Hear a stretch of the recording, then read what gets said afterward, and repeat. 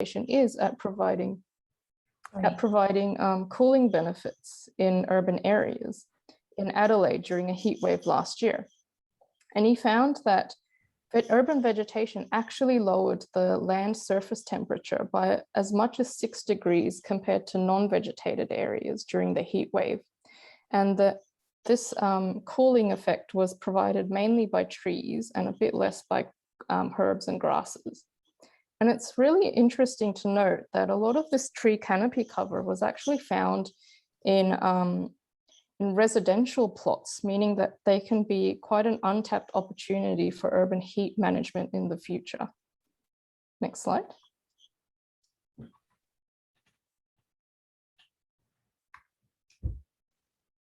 Sorry, it's just frozen.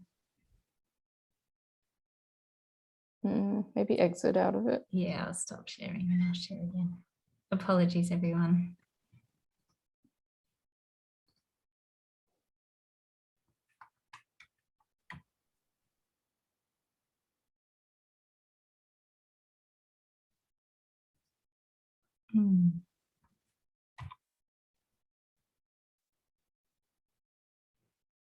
Samir, do you want to just keep talking through while I'll just try one more time, but it's okay.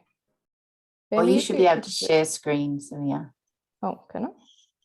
Down the bottom? Yes, I can. Yes. Yeah. Oh, yes. Fantastic. Let me. Yeah, it is frozen online for some reason. Oh, here we go. Sorry, Samir. Back on. Hang on. I think if I share. Yep. Oops, sorry. Sorry, everybody. Stop share.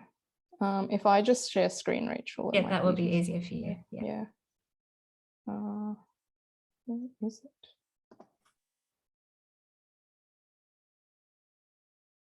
Goodness.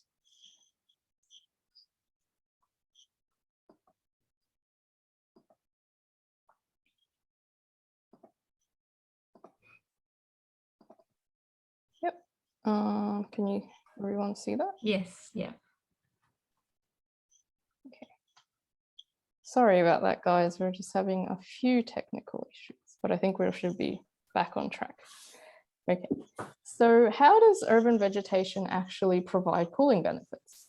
Well, there are two main mechanisms by which vegetation can provide cooling, and this is through shading and transpiration. Shade from vegetation helps to cool your homes by actually physically blocking the sun's rays from hitting surfaces. And the influence of shade can be broken down into two categories, the first of which is shade quantity. And this is the amount of land area that a tree can shade and is influenced by things such as the tree architecture, such as branching and height and width, and also external factors like the position of the sun in the sky during the day. So wider canopies of trees will actually cast a much wider or larger shade footprint on the ground when the sun is higher in the sky. So for example, during midday. However, taller canopies will cast a longer shade footprint on the ground when the sun is lower in the sky. So for example, during sunrise or sunset. And the second category of shade is shade quality. And this is influenced by the density of the canopy foliage that can block the sun's rays. So the denser the canopy, the more of the sun's rays are blocked from hitting surfaces, and therefore the higher the quality of the shade provided. It's important to note that the shade quality and the shade quantity are influenced by several factors such as species identity. So for example, whether a species is deciduous or evergreen, and also things such as tree age, which will obviously affect the tree dimensions.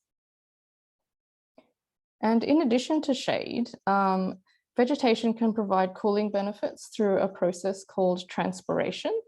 And this is the process in which plants return water to the atmosphere through small openings in their leaves called stomata. And transpiration is essentially the way a plant sweats. And by that I mean, when the water evaporates from the leaf surfaces, it actually cools down the leaf, and it actually cools down the surrounding air around the leaf. And this process of transpiration actually improves the thermal comfort around plants, meaning that that's why it's sort of a lot more comfortable to stand under the shade of a tree during a hot day. And as the climate warms and more people sort of succumb to heat-related stress, the cooling benefit that this urban vegetation can provide will become a lot more important in the future. In addition to cooling benefits, urban vegetation also provides a lot of other benefits that make our cities a lot more livable. So for example, urban vegetation can provide habitat, food, shelter, and landscape connectivity to a lot of native animals. And a lot of iconic Australian species can often be found using our urban vegetation. For example, koalas, cockatoos, blue tongues, and possums are quite frequently seen. And when natural disasters such as bushfires occur, urban vegetation can provide a much needed refuge for these native animals until they can return to their homes. Urban vegetation removes carbon dioxide from the atmosphere through photosynthesis. And this carbon is then used by plants to grow and is essentially locked away into the plant and removed from the atmosphere so it can't contribute to climate change. And this process is called carbon sequestration. Urban vegetation reduces the amount of stormwater in our cities because the leaves and the branches actually physically intercept the water and store the water so that it can gradually be transpired into the atmosphere, or it can gradually seep into the soil. And this greatly reduces the chances of flooding occurring. Urban vegetation can significantly reduce the noise from roads by acting as a sound buffer between homes and roads. And urban vegetation also removes quite harmful air pollutants such as dust, carbon monoxide, and also ozone from the air, making our cities a lot more livable. And lastly, having more areas of urban vegetation greatly improves community congeniality, it reduces stress, and it promotes physical activity. I don't think I need to convince anyone how valuable our urban green spaces have been during the past year of lockdowns. So what happens if you want all the benefits of a tree on your property, but you don't actually have the space to grow one? Why not then install an a green wall or a green roof? Green walls and green roofs are artificial structures which are either partially or completely covered by vegetation. And they're often planted with quite hardy species such as succulents and mosses and grasses, which are quite hardy and are able to withstand these inhospitable environments. And like trees, the plants on green roofs and green walls provide cooling benefits through shading and transpiration. And the traits of the plants that are used on these structures are often quite useful in mitigating heat as well. So for example, the succulents, mosses, and grasses that are often used on green roofs and green walls have quite small, thin leaves, which allow them to quickly dissipate excess heat energy into the surrounding air through a process called convective heat loss. And a lot of these species also have like waxy or shiny leaves that can help reflect a lot of the sun's rays away from buildings too. And here is just an example of how effective a green roof can be at cooling structures. So in the foreground, you can see a bare roof, and in the background is a green roof. And if you look at the thermal image on the left, you can see that the green roof is actually almost 20 degrees cooler than the bare roof in the foreground. And the use of green roofs and walls is a form of passive cooling. So by that we mean that it doesn't need any energy inputs to provide any cooling benefits. And they're becoming a lot more common and a lot more popular around the world as a means to mitigate the urban heat island effect. And to talk about other passive cooling solutions that you can install around your home, I'm now going to pass it on to Rachel. Thank you, Samia. So we'll return to vegetation in a minute, but I guess we just wanted to reflect that not all of our lot sizes will be able to fit trees on the east or the west side, which is the important side to shade during summer. So as you're all aware, the sun rises in the east. So in summertime, you're getting that low angled eastern sun that starts to warm your home. By midday, the sun is above us at 12 noon. And then in the west, we get that afternoon low angled sun. So protecting our east and western windows and walls is really important. If you don't have room for a tree per se, or even a shrub in some instances, you can use a lattice or a trellis and grow a vine up to, yes, provide shading onto that window. So we thought we would mention that as an option. Thank you, Samia. Frozen. Oops. Hang on, sorry, it was frozen. No, you're right. This option is looking at shade cloth and the use of shade cloth.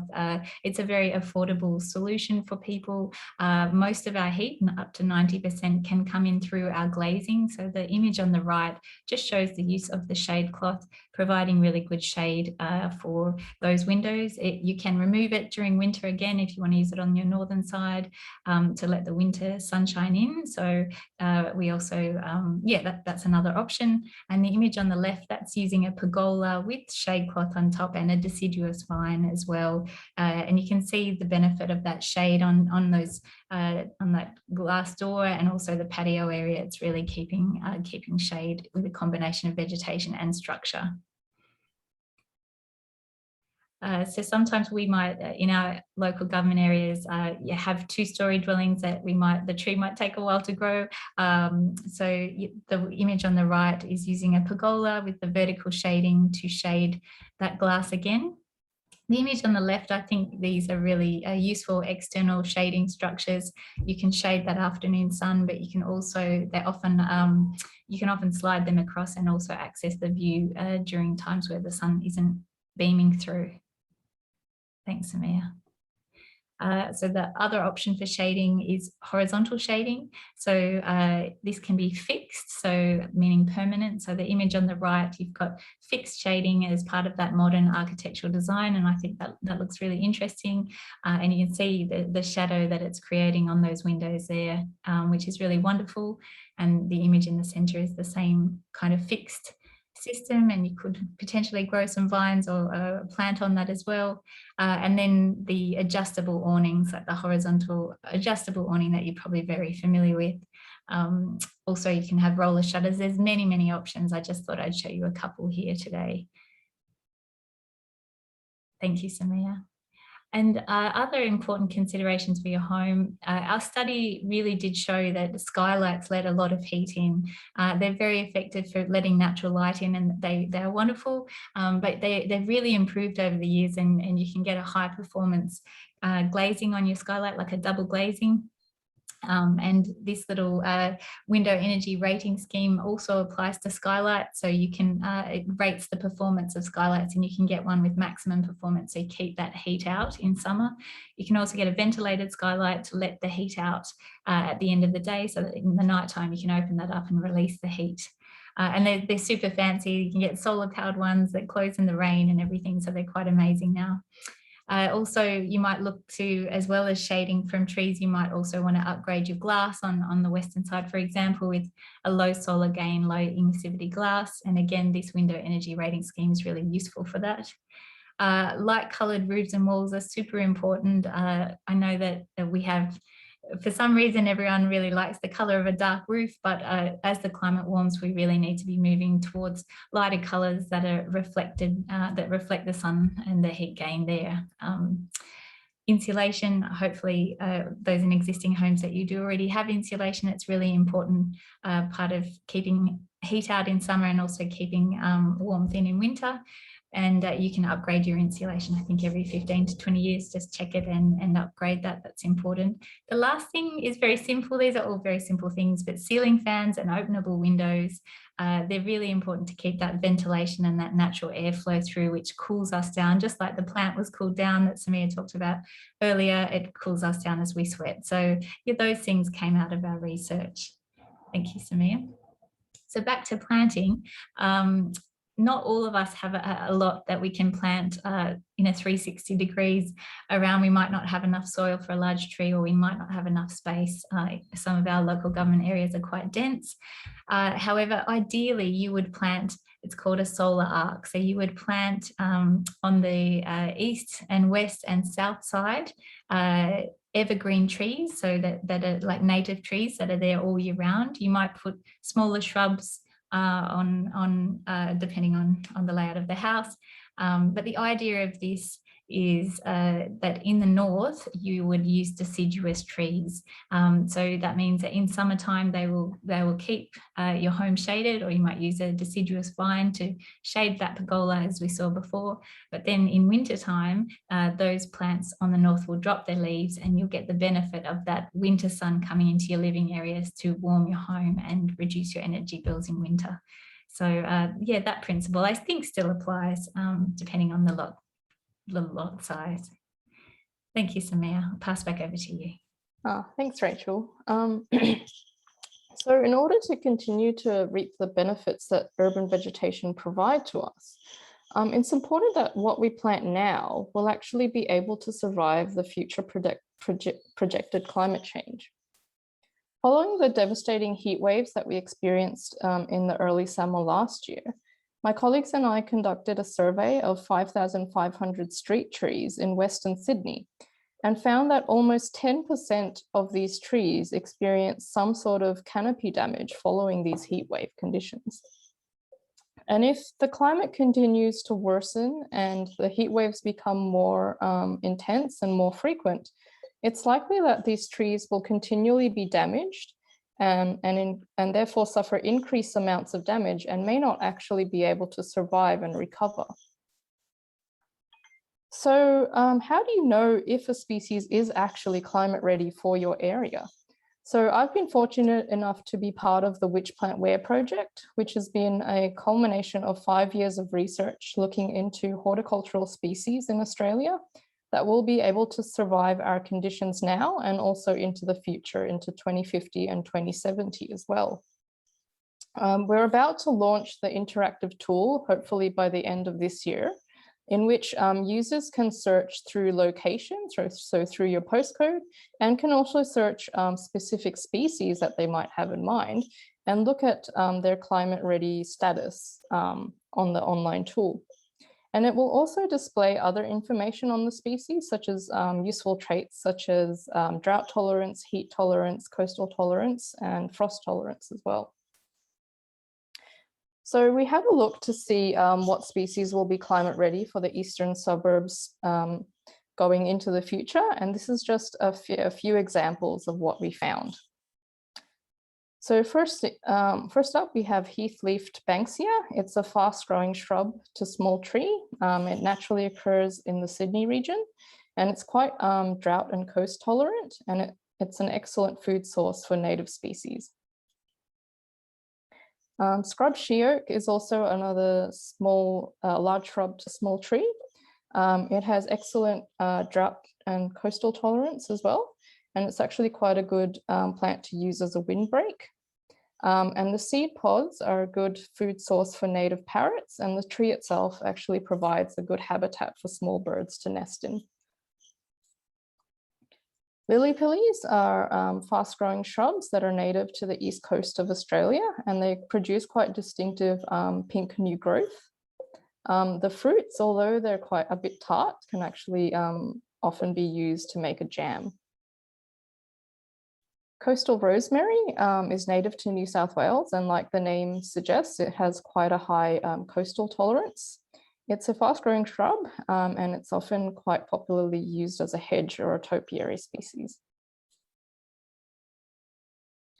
Bracelet honey myrtle is a shrub to a small tree that produces white flowers that are quite attractive for native nectar-eating bird species. It's quite suited to coastal conditions, and it's an excellent species to use as a screen. Golden guinea vine is a fast-growing climber, and it's often planted along fences or on the ground to use as ground cover. It's native to New South Wales and Queensland and has a high drought tolerance, and it produces very distinctive yellow flowers. Cutleaf daisy is a native perennial herb that produces these lilac-coloured flowers throughout the year. It's very drought tolerant, and when planted en masse, it acts as quite an effective ground cover. And lastly, weeping grass is another native perennial grass. It's very low maintenance and it has very high drought tolerance. And again, like cutleaf daisy, when planted en masse, it can be used as an excellent ground cover. So before you put these plants into the ground, it's actually a good idea to consider implementing some water saving strategies to make your garden a lot less maintenance in the warmer months. So firstly, where possible, choose to plant native local species that have low water requirements. And to help reduce water loss through evaporation, consider mulching underneath your plants or even installing a ground cover of herbs or ground cover species as well. And soil additives such as biochar, we've actually found through experiments that they increase the water holding capacity of your soil, so that'll give your plants a fighting chance during the drier months. To collect rainwater and help to conserve water, please consider installing a rainwater tank. And to water your garden, you can also install drip irrigation to help minimize water loss. And lastly, if you do need to water your garden, please consider watering your plants in the early morning so that plants have enough access to water to help keep themselves cool during the heat of the day. And all this information, including a list of climate-ready species for the Eastern Suburbs, will be distributed to participants of this webinar within the coming weeks. That's the end of the talk. Thank you everyone for coming. I'll just leave it on this resources page if anyone wants to do a bit of extra reading. But Rachel and I are now happy to take any questions that you have. Thank you for listening. Thank you so much, Samia, and thank you everyone for your question. Samia, there's one question, the most recent question is, what is biochar? Could you give us a little bit more background on that? Right. I believe biochar is also known as horticultural charcoal. I think it's sold under. So it's really porous. And when you mix it in with the soil, because it's porous, when you water the soil, it holds a lot of that water and the plants can access that water during dry periods. So it just gives them a bit more of a chance to survive the drought as opposed to plants that aren't watered and just left alone during these dry periods. Thank you, Samia. And I can add, I did Google it. You can get it at Bunnings if you want. Diane had a question. Any ideas other than block out curtains for inside windows for renters? That is a tricky one, Diane. Like really the best bet is to shade, and that's hard when you're a renter to control that. I think that you can get a tinting. I'm not an expert, but you can get a tinting that you can put on the inside of windows that's meant to help block out some of the light, so the heat, sorry, and it possibly does change the colour of the light coming in. Yes, zoning the house. So if you have a hot room, I've found if you, in the middle of summer, if you zone that room off, close the doors and really then try and release that heat at night, it means that some spaces are unusable. But look, I would talk to your real estate agent and see if the owner is open to making any modifications for your thermal comfort. I think it's a very valid request. Even ceiling fans or if there's not enough height of the room, a pedestal fan is really useful just to keep that airflow. But look, I think those conversations should be happening, and hopefully the owner is open to making some adjustments for your comfort and in the future for your safety. Thank you, everyone. We're receiving a few thank you messages, but the other thing I just wanted to say before we go is if you don't have space on your private property, but on the verge, there's plenty of room for a tree, please contact council. We do have at Waverley Council, we do have a a request form for putting in a street tree, and I'm sure the other councils have similar programs. So yeah, please get in touch, and the street tree team will work with you to pick something that's really appropriate for the area. And yeah, I think it's worth looking at street trees as well to increase shade for private homes and just the general community. Suzanne, were there any other Q&As? Oh, actually, yeah, there's quite a few questions here. One from Shani in Southern Victoria. Thanks for joining us, Shani. Where can I find plants that are native to my area? And also which plants will survive in your area? Samir, do you want to take that one? Yeah, sure. So to find things that are native, so obviously we're from New South Wales. I use PlantNet, which is like the herbarium records of all the native species in New South Wales. But I think Victoria has a similar website called Floravic. Again, that's just herbarium records of native plants in Victoria, and it has like dot point sort of coordinates of where they're recorded. So if you match where you live to those maps, then you can really pinpoint what's native to your area through that method. Awesome, thanks. And a smiley from Shani, so that's great. Do you want to take this one too, Samir, which is, could you say more about convective heat loss and small leaves? Right, so small leaves are able to dissipate a lot of the energy from this excess energy that they absorb from the sun. This usually works better if there's like a breeze as well.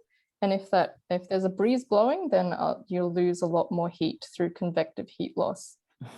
It's sort of kind of like how, like if you have, say, a large piece of meat, it kind of takes a lot longer to cook, and then it takes a lot longer to cool, compared to if you have a thin slice of meat, it's a lot faster to cook and a lot faster to cool. It's just all to do with thermal mass, I think. Sorry, I'm not a physicist. I did a bit of reading about it. I hope that sort of answers your question. Thank you, Samir. There's another good question here. What sort of trees are good to protect apartment buildings 4 stories high? So they're looking for some tall evergreen trees for the east planting, but also some deciduous trees for the north. That's a really good question, because I think a lot of apartment buildings, I guess, correct me if you're wrong, if I'm wrong, Rachel, they probably don't have that much space along the sides to plant really large species, and a lot of species that grow tall will also need a lot of lateral space to spread out as well. That's a really good question. I don't know, Rachel. I think maybe in those cases, would a lattice with a growing vine be more of a better solution if it is really quite space constraint in that sense? Potentially, it's hard to say without seeing the block. Some apartment blocks do have like quite large garden spaces out the front and sometimes out the back, but often the side is not much opportunity. But yeah, I guess, look, the list that we have, the fact sheet, it does identify some tall trees. Yeah, some trees in the list. So when we get that list out to you, hopefully that will be helpful. Maybe, who was that? Sorry, was that? Maybe we can follow up afterwards after some thought with that person. It was anonymous, but we will look into that because it is an excellent question. It is a good and it is something that we're looking at for the eastern suburbs of Sydney especially. So we're hoping to get the plant list, Cassie, by the end of the week, hopefully, for Waverley, and we're just finalising species between the 3 council areas. So yeah, we'll get something to you soon. I'm glad you're really enthusiastic. That's wonderful. There's a question here from Robert Searle as well, which is around what are the variation in soil types for Waverley, and do we need to consider this when selecting the plants? I think our soils are all pretty similar. Is that right, Samia? I'm not sure. Oh, Rachel, I think Rach has looked into this. Yes, look, I think the plant list that Samia, you prepared for us, we did choose the plant species on there that were suitable for all soil types in the eastern suburbs. So that list should be appropriate, Robert. But it's a good question. Marcia, wants to plant a native ground cover that potentially attracts birds in a full sun position. Look, we do list a couple of ground covers, and I'm just thinking that we may also link to other resources that already exist in council to, just to promote what other species that you could plant for your ground covers there to attract birds, and just the benefit of the biodiversity is very important. Shani, you asked about green roofs. Are they better on a flat roof? I'm assuming yes, but Samir or Suze, did you want to say anything about that? I'm not sure about the topology of the roof. Sorry. Does Suze have any more information? Hi, Shani. You can design for a steeped roof, but most flat roofs are designed for, most green roofs are designed for flat roofs, but they can be designed in a terrace may. But green roofs is maybe the topic for another webinar one day, hopefully. Thanks for the question. Cassie has a great question. If a building site has been cleared of topsoil and is largely sand, should you compost if you're planting natives? Look, just from personal experiences, I think that native plants, they don't need a lot of compost. They're sort of, the local species are developed for the soil type that we have. But I guess if you've got the topsoil cleared, Samir, do you have any thoughts about that? Yeah, I think it just depends on the species, because a lot of species, native species, are obviously kind of tolerant to those sandstone, soily, sandy conditions. But obviously, if you want to plant something that isn't sort of native to that area, then you will have to look at what sort of conditions they grow in the wild. It's probably a good idea to ask your nursery representatives in those cases what soil would be best, and if you need to add any sort of amendments in that case.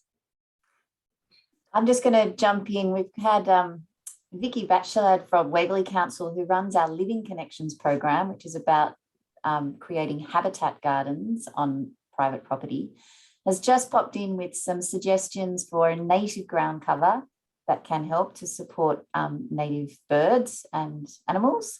And they include Hybertia scandon, Hardenbergia viola, and also wombat berry. So there's 3 that you can look into if you're looking for a native ground cover to support local birds. And another one, Pandaria pandarana. Oh, I didn't see that one. Great. Popping at the bottom. And some of those are on our fact sheet, so that's great. All right, well, thank you so much, everyone, for your time, and particularly a big thanks to Samia, and apologies for the technical interruptions at the start, but thank you, Samia, for working through those and doing a wonderful presentation for us. No problem. Thank you. Thank you for inviting me to give this talk. Yeah, great. Thank you, everyone.